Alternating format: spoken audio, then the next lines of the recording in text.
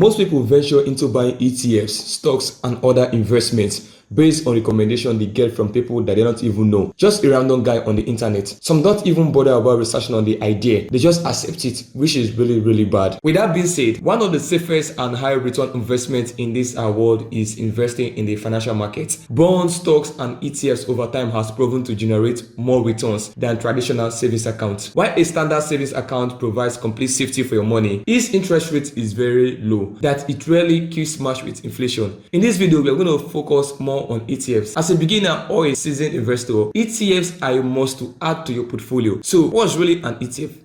An ETF, which is exchange traded fund, is the financial basket that lets you buy hundreds of different investments all at once using a single transaction. Instead of buying, let's say, shares of 500 companies one by one, you buy one share of an ETF and you automatically own a tiny piece of all 500 of them. It's one of the safest ways to diversify your investments. In case a particular company stock is not doing well, other stocks in that ETFs can help cover for the loss. So with that being said, there are some key things you need to consider before purchasing any ETF. The first one will be, what does it really own? Now, before buying any ETF, ask yourself, what companies or assets am I really investing in? A particular ETF may hold 500 different company stocks, which is okay. For example, the Vanguard S&P 500 ETF, which has some of the biggest positions to be companies like Nvidia, which occupy about 7.9%, Apple, which has about 7.1%, Microsoft, which occupy about 5.1%, and Amazon and Alphabet also occupy a great position in these ETFs. So with this in mind, if you're also investing in the QQQ ETF, you will discover that both ETFs has Apple, Microsoft, Nvidia, Amazon, Alphabet with almost the same holding.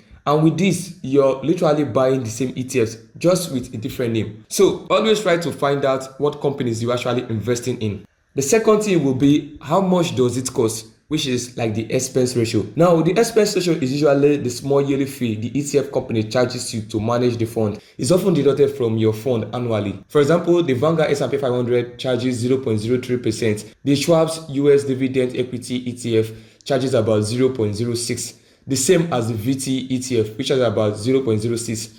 That's why it is very important to note the expense ratio of any ETF you're purchasing. Some charge way up to about 0.7% to 1%, which can eat up your profits in the long run. Suppose you invested like $1,000 in VU ETF with an expense ratio about 0.03%. That means you're paying 30 cents per year, which is okay. Now imagine you invested $1,000 for an ETF that has an expense ratio of about 1%. That means you're paying around $10 per year. At first, it may look not much, but when you bring it further to bigger figures, you will see its impact. Now just take $100,000 invested for 30 years with an expense ratio of about 1%. You will discover that this 1% will actually grow into a bigger figure, which can eat up into your profit. So as a beginner, you should aim for anything below 0.10% expense ratio. The third thing you need to consider is, how diversified are your ETFs? We all know that diversification means not putting all your eggs in one basket. So for a person that invests 50% into the VU ETF,